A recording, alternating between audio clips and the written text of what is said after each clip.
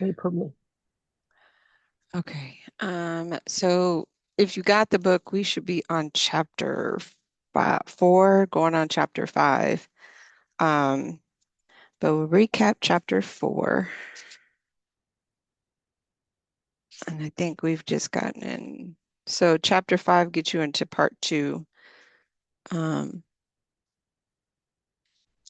but we'll go back to chapter 4. Chapter 4. Um, well, where is chapter?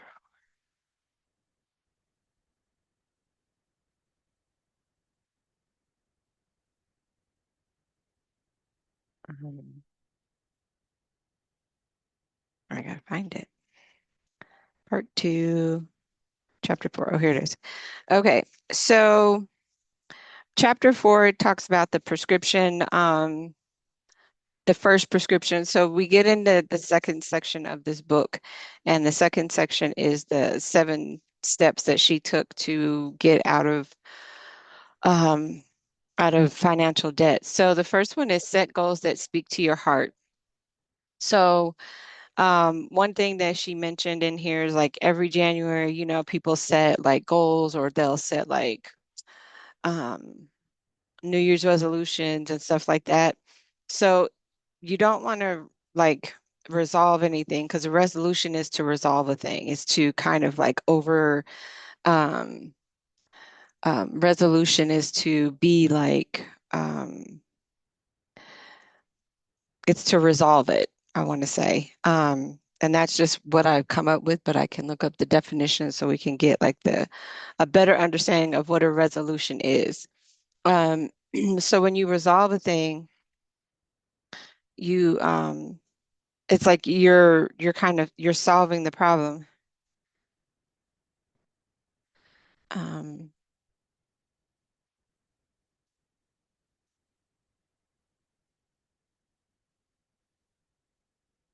so resolution is a firm decision to do or not to do something. So you're resolving to say, um, I'm not going to do, a lot of drinking, or I'm not going to do smoking or whatever, or I'm going to resolve that I'm going to go to the gym and do things. And so resolve is the same thing as setting an intention.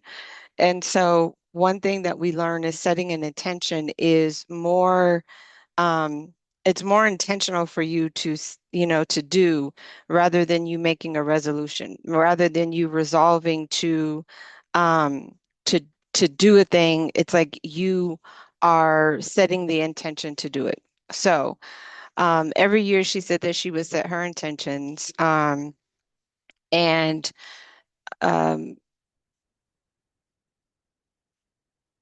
by the time March came, I want to say there's a time um, that people just kind of like fall off. They don't do the resolution. They don't continue with the thing that they say. They start off good in the first, the beginning of the month. And then there's a study that shows that people will fall off after the New Year's resolution. Um, um, so yeah, see, it says when people give up on resolutions, it's called the first week, the first weeks of the year. The second Friday is in January, sometimes called the Quitter's Day. And you quit because you have like they said you have unrealistic goals, lack of motivation, peer pressure, and life's unpredictable. Yes, do we have those moments of unpredictability in our life? Absolutely. But when you set unrealistic goals to say like, say for instance, you say you want to, hit maybe um 50,000 in, in a month. That's, is it realistic for you? Um, so if they're too difficult, they say, or idealistic, you can fail. It can lead to failure. The lack of motivation. A lot of people start out, it looks good, it sounds good, but are you motivated to do the thing that you say you want to do? People may not have the drive to keep up on their resolution. So you just, then you have to look at, you know, what's keeping you from doing that. What's the like what's the motivating factor for you to be not motivated? Peer pressure. A lot of people don't believe in our goals the way we believe in them. They don't believe in the dreams that we have the way we do. So social situations can make it difficult to stick to resolutions, especially if others are drinking or eating out more than you want. So if people are doing the things that you say you don't want to do, that's a lot. That's hard to be around those people, knowing that you have made a resolution or an intention to get your body straight, or you've made an intention to not spend a lot of money. And that's what we're talking about. So if you made the resolution to not spend money, but then your friends are wanting to go on these vacations, or they want to go shopping, or they want to go out to eat, that's hard. And then life's unpredictable. So it's unexpected events can disrupt your plans and make it hard to keep up with your resolutions. I know for me, that's I don't want to say it's unpredictable, but like with my daughter playing volleyball, that's a lot of income that's going out where I'm not able to, sometimes not able to save because, of these unexpected expenses that we have. So I know that, in my mind, April is going to be the last of the last, and I won't have to have these expenses. So to avoid giving up on your resolutions, like plan for the setback. So that means like if like I know that her expenses are coming up, so I have to plan for those things. And so setting aside that money, like we know these things are coming, or it's even, Dave Ramsey even made the suggestion of having $1,000, saving fund, because that $1,000 can be something where if your car breaks down or if you have to go get groceries or something happens, you have that backup. And set realistic goals. Make sure your goals are achievable. Is it something that you could do? Can you save $1,000? Because if you can save the thousand, then you can go to two, and then you can kind of up the ante. And find motivation. Find ways to keep motivated. Be around people that are going to motivate you in this, and not hinder you and be like, and you tell them, well, I'm trying to save for $1,000 saving, and then they're just like, and then they call you, because this is how you know that those people aren't there for you. If they call you and say you want to go out to eat, and you're just like, I clearly told you I was trying to save some money. So this section is setting your goals. Okay. So so she said she had a lot of explaining to do to family. So there's like a little quiz in here. Let's see, what is this thing?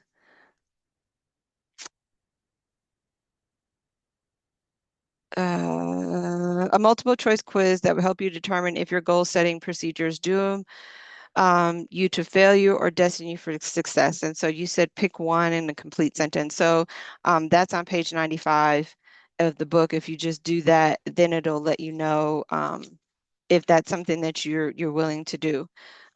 So I am pretty much close, I'm okay.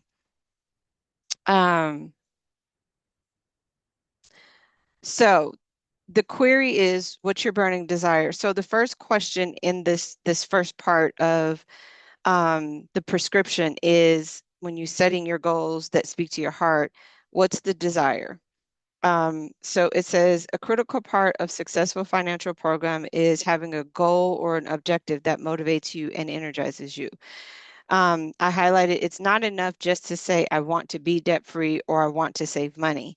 Having a compelling reason why you want to become debt free, or a motivating goal for you, for which you are saving money, creates a burning desire that gives you the motivation to move forward when you are tired and frustrated, or when you feel you're not progressing fast enough. So setting that goal, like what's the why? And that's a clear indication that that's a lot of what people do. And it's not just financial, but it comes down to every aspect of your life. When you're doing, your SMART goals, or if you're doing like business goals, if you're doing personal goals, life goals, what is the why? Why do you want this to happen? Um, so she talks about this girl, Florence. She had traveled more in 5 years than most people do in a lifetime. In the beginning, she was nervous about setting out on some of her global adventures to places like Sierra Leone, Costa Rica, Hong Kong. A Black woman traveling alone is rarity, but Florence got quickly got over the fear. She said, I've particularly been around the world. She said, I've learned so much about different cultures. I'd say it was worth every penny. Unfortunately, those pennies totaled into millions. This young single woman who worked as a physical therapist earning 70,000 a year had no savings and owed $31,000 on her car, 90,000 on 9,000 on her credit card, 60,000 in student loans, and 7,000 in family loans. Getting engaged prompted Florence to take a serious reality check. It's like those moments in time when you're just realizing, like, okay, I gotta get this done. Mine was when I moved. It was like this awakening moment that was like, I gotta be able to save so I won't keep using my check, um, for all these expenses. But anyway, she says the early conversation about money with her fiance called her attention to the frivolous spending patterns she had developed. She also realized that her husband, her fiance, a divorced man with two children, was a good money manager. He had clean credit, minimal debt, and was buying a home and was saving for his kids' education. She was reluctant to disclose the specifics on her situation. And we as Black women, we tend to do that. We tend to be fearful to disclose, like that FICO score or your net worth, or your credit score, because for me, I feel like there's a lot of judgment that comes, um, because we don't have a handle on that, or what's the problem. Um, so she acknowledged to her fiance that she had more debt that she was comfortable with and determined to get her financial act together. She told me he offered to help with her finances, but she was like, I'm not ready for him to see that yet. Plus, she says, I don't think it would be good for for the relationship for him to be monitoring her spending. She said, I want him to be proud of me, so I had to get a handle on things first. She set a goal to get rid of the $99,000 credit card within 6 months. So, see, like you have $9,000. What is that going to look like in 6 months? How much are you going to pay? So, she made two very conscious, specific decisions. There would be no personal travel expenses for the next 6 months, and she'd no longer lend money to friends. Um, but for these choices would be difficult for her since she loved to travel and found it hard to say no to the people she was close to. But she was in love with her fiance and she felt that she had found her soulmate. And so she was willing to get herself together. Um, so she cut her impulse spending to a minimum, beginning her loan payments on time and applied unexpected money from bonuses and monetary gifts directly to her debt. So it's like when you get that extra $100, rather than go out there and spend it on something that's frivolous or something that you don't need, put it towards those expenses. She said she recommended, so the author recommended that she explore exchanging her luxury car for a more moderately priced one. She really loved driving her Mercedes. Now, unfortunately for me, I don't have that expense. I don't have a car payment on my car. Mine's is like paid in full. So when I saw that, I was like, but you know, it's that payment, like you have a car payment, reduce the price. And was reluctant to accept that suggestion. So she was reluctant to accept the suggestion. But it took some, but she did look into having her bank refinance the car to lower its interest rate. Unfortunately, because of her credit history, she was declined and the request. It became another highly motivating factor for her since she didn't want her fiance to know her credit report was not clean, or to be humiliated if her credit history affected their future purchases. She said it's been 3 months and Florence's credit card debt is down to 5,000 and is feeling very proud of herself. She also got a part-time job on the weekends that could help pay um, as much as $500 a day. So she would have no problem reaching the goal. She said at first it felt overwhelming to think about getting rid of all of her debt. But now that she's close to paying off the credit card, she says, I know I can use the same strategy to work on the other debts one by one. Um, she said the way my new life with her fiance won't be weighed down with the financial baggage. So in marriages, when we get into these marriages and relationships, we have to understand that we too are bringing in our baggage. We are bringing in, not just our traumas and, all of those those aspects of ourselves, but we're bringing in every part of ourselves. So when we come to a person, when we say it's a package deal, that's what that means. It's not just our children, if we have them, it's every part of us. It means financial, mental, emotional, spiritual. We're bringing all of that to the table. So with her new healthy habits, no, good. Without goals, you tend to feel adrift. So without a goal, there's the saying that says if you don't have a goal, it's just a wish. Like you're just wishing for the thing to happen. You're just wishing for, the next thing.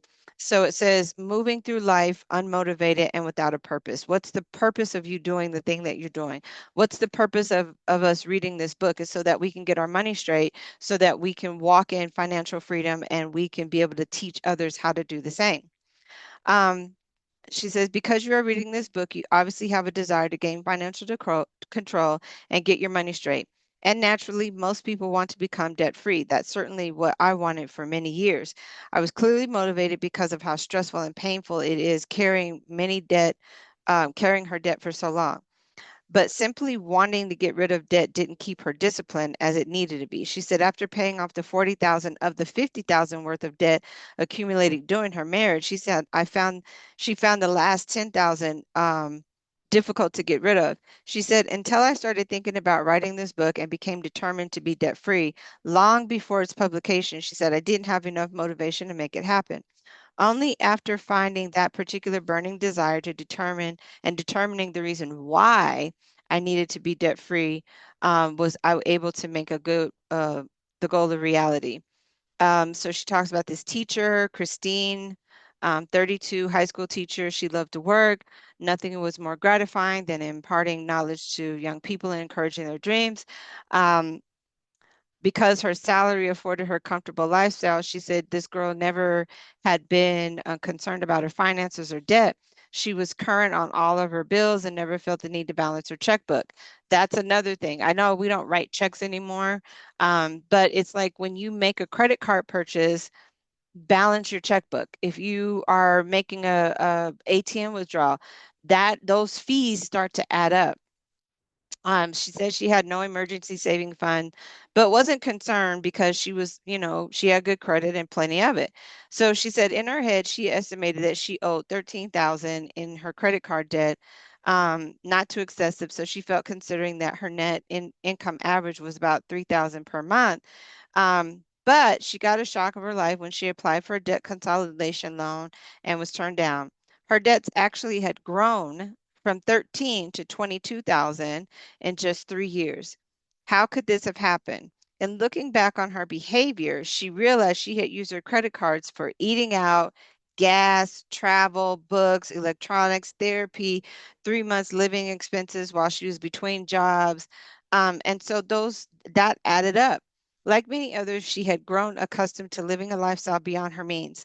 But deep in her heart, she had the vision of another life she had wanted to lead. For years, she had dreamed of enrolling in a program through a well-known national organization that would allow her to teach in rural community in Africa. She had recently started gathering information about the process and learned that it required a 2-year commitment. But the next session of the program started the following year, and she wanted to eliminate her debt and get her life in order in only 12 months. So that's a year. Um, so when she became her client, she said she remembered the phone call. She wrote her last check the year before. She wrote a last check. She said she's now debt free and she was leaving in the next 10 days. Um, so that's like an incredible accomplishment to do that in 12 months, to get rid of that much debt in 12 months. So she stated three things. Um, she said when she asked what she felt made the difference in her ability to surmount an incredible obstacle of 12 months. She stated that these three things. One, she had a goal. Being motivated was a tremendous opportunity and eagerly looking forward to it helped her tolerate a second job for teaching adult education classes at night to increase her income. two. She had a tool. She said the book, the Basic Money Management Workbook. So there's a workbook with this. So I encourage you guys to get the workbook because I'm going to. I didn't know. Well, I just seen it yesterday on Amazon. So the workbook, so get the workbook. She said it helped her see where she was spending money and where to cut it. Or you can create your own workbook. So it's really just a matter of if that's something that's an expense that you can't afford right now, create your own, money management workbook that will work for you to where you're able to see what you're spending, where you need to cut things at. She said she also recognized some compulsive patterns. Says she frequently purchased things on credit even when she did have the cash in her pocket. So we're so quick to pull out the card. She said this prompted her to stop and think, do I really need to buy this now? And can I pay for it for cash? And that's my motto. If I don't have the money, do I need it? And if I have the money, is this something I need or is this something that I want? And so the third was she had support. She said, with the author's encouragement, guidance, and direction, she remained clear on her objectives. The financial and counseling process made her accountable to someone other than herself. So get a financial counselor that will help you, or just a counselor where you're coming and you're able to speak about and be honest about it. And I think one of the things with us as African Americans, especially women, is we're not honest about the things that we do. Okay. We're just not honest about what we spend, how we spend, where we spend, and we think it's okay. And we come up with these narratives and whatever. So what's your immediate motivation to get your financial house in order? Um, so these are some questions and I answered them, on the side of the book. What are your short-term goals? How how about long-term? What do you keep postponing because you don't have the money? So those are kind of some questions. Like if you want to take a cruise, like why do you keep postponing it? Because you don't have the money to do it. So maybe it's purchasing a new home so that each of your kids can have their own bedroom, or taking a vacation to the Caribbean for your mental health, and being served margaritas by the pool, which would be great. Or how about starting an investment portfolio so you can take advantage of the booming stock market? So it's like whatever creates a burning desire and motivates you to remain disciplined, that's the goal for you. What is that thing that's going to keep you on track? That's not going to derail you off the track. So the second question is, do you keep your goals visible throughout the day and formulate action steps to achieve it? Vision boards are key. So, Dr. Dennis Kimbrough published a national bestseller, Think and Grow Rich, A Black Choice. I haven't seen that one, but I do have the Think and Grow Rich by Napoleon Hill. Um, she said she had the opportunity to hear him speak, and she remembered being impressed by him. Um, how he overcame his obstacles and the success and whatever. And she said then the next day she looked back over a few notes and she had scribbled in the seminar, and she said he asked, when you wake up in the morning and open your eyes, do you see your goals? No, I don't. Well, because they're not in my room. Like if I come into my office, I'll see them, but that's a thing that I got to start doing. Anyway, if I were to go to your home and look in the mirror over the sink where you brush your teeth, would I see your goals? He said, if I were to drive in your car, would I see your goals?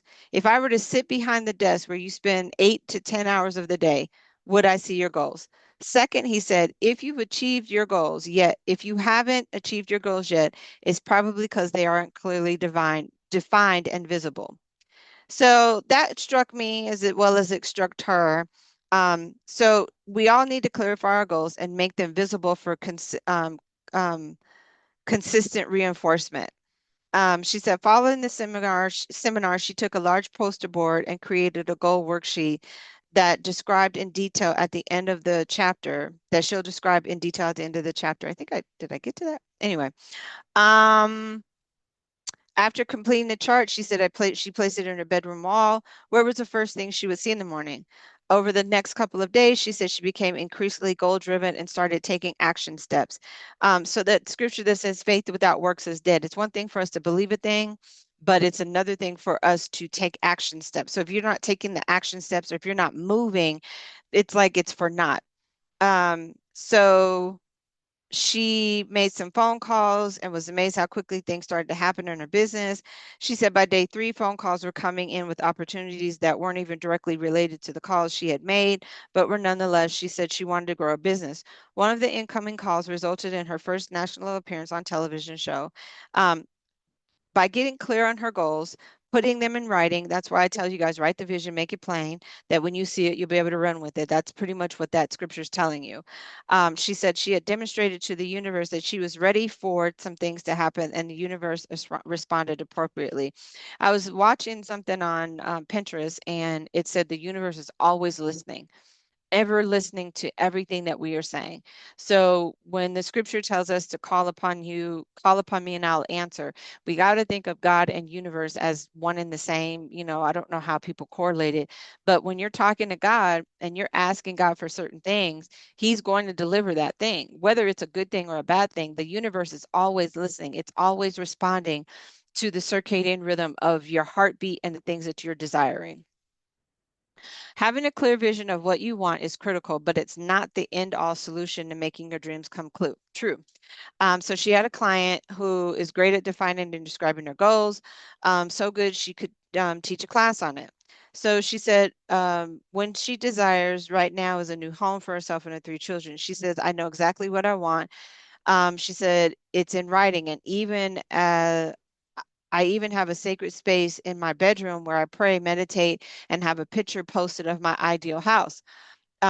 She also carries a following description of the house in her daily planner. Um, my right and perfect home is in Oakland, in or near a nature-filled area, a safe, well maintain non-toxic, appreciating neighborhood, easy public and freeway transportation access on a quiet, non-thoroughfare street, strictly sound with solid foundation, good roof and floors, skylight, 4+ bedrooms, 2.5 bathrooms with windows, living room, den, basement, dining area, large closets, ample storage, upgraded kitchen, and a and bath, large low maintenance backyard, fenced or private, garage, fireplace, space to develop structure and or yard, plus a cooperative enabling seller willing to assist me as a buyer. Contentious, conscientious neighbors, monthly mortgage not to exceed $900 a month. Pretty clear. So that's what she had that in her planner. She admitted that though it was a bit idealistic, but not impossible. She and her children have been living in an apartment, hoping to save money to buy the home. Um, Things were always tight for her financially, but she saves a little money each month on a small amount set aside for a down payment. She approved a full life for herself and her boys and managed to stay out of debt and process. Da, da, da, da, da. She makes enough money to qualify for a home, but not the home she wants. And now, as her 3 boys getting bigger, her family started to outgrow the apartment and the sense of urgency increases. After 2 years of visualizing, meditating on her home, she has yet to bring it into manifestation. So Renita says, she says, this lady has done things Dr. Kimball suggested, clearly defining her goals and making it visible. She has done what I suggested in determining compelling reasons. She needs to move on. She also has a solid spiritual practice, meditating and go regularly. But with all those things going for her, something important is still missing. Her goal is clearly visualized, but her action steps aren't. Mm. So it says her clients needs to take a closer look at what will it take to get her from here to there and outline specific detailed steps to take daily to begin to increase her income so she can qualify for her dream home. To achieve your goals, you need to have clarity on what you want, why you want it, when you want it, and how to get it. Goals must be clearly defined and measurable. They must be specific, not rigid. They must also include target dates and have action steps so you know how you're going to be achieving them. So it says there's an example. Let's say your goal is to become debt free, and the reason is that you want to move across the country and be close to your aging parents. If you relocate, you might need to take a job with less income. Carrying a $13 balance on your Visa card is uncomfortable, so you set a target date of 2 years, intending to pay off the by January 1, 2003. I'm assuming she wrote this in the 20s, the 2000s. Some of your action steps might be as follows: stop charging on your credit card, get low interest rates possible, get the lowest interest rate possible. In this case, let's say it's 8%, increase your monthly payments from 260 to 588. The amount needed to pay off by January. Create a monthly spending plan to factor in the new payments um, plus cash for all expenses. As a final step, make sure at the end of the day you have done something to advance toward the objective. For example, did you take your lunch to work instead of eating out with coworkers? Did you resist the temptation to make the impulse purchase? Acknowledge all of these small victories and stepping stones with your ultimate success and be established. So it's like taking these small steps. Okay. So then query 3 is, are you directed towards your achieving your balance in life? Um, um, so you have all of these,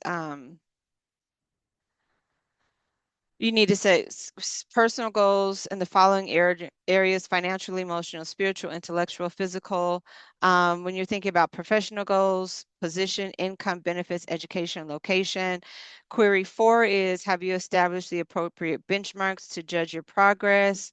And that looks like a strategic plan, no specific action steps, and no benchmarks for interim assessments. So she did break these down into your 20s, 30s, 40s, 50s. So the 50s, because I'm there, it's just to decide when you want to retire, plan how you enjoy the financial freedom, meet with the financial advisor and review investment strategies and assess allocations. Decide when you want to switch emphasis from growing your assets to conserving them. If you are considering early retirement, you might want to pay off your mortgage first. If you continue to work or earn high income from a number of years, you may want to keep your mortgage from keep your you may want to keep your mortgage for the tax write-off. I didn't know you could do that. Yes, you can. Investigate and purchase insurance for long-term care in your old age. Query 5 is, have you established a set of spiritual practices that put you in touch with your higher self? Prayer and meditation should be used to complement your concrete financial plans and actions.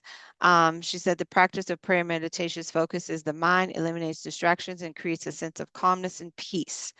Um, so in the book Healing Words and Prayer is Good Medicine, author Larry Dossey examines the scientific evidence of healing power of prayer and effectively shows the connection between prayer and improved health. Um, she says, I agree with him and suggests that even an attitude of simple prayerfulness can set the stage for your financial peace of mind, letting go of fear and worry and opening oneself to receive the natural goodness and abundance of life. Whether we call them answered prayers or miracles, positive results can happen.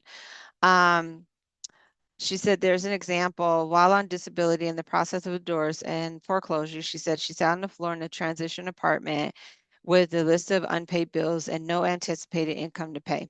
She said after several hours of excruciating worry, she said she used meditation to quiet her mind. Then she had this conversation with God about her precarious financial predicament. Holding a list of bills in her hand, she said, look, God, this is what I need to be paid. I've done everything I know to do to deal with these bills, and I'm fresh out of ideas. You have to take care of them because I don't know what to do. She took a deep breath and let go. 20 minutes later, she got a phone call. Someone asked her if she needed money. They sent her a check, and it was enough to cover the bills. Plus, she had an extra 500. All right, so ending of chapter 5 is be prepared for the unexpected. Don't let the unexpected setback be an excuse to quit. So a lot of us, when we have these unexpected setbacks, um, we tend to quit.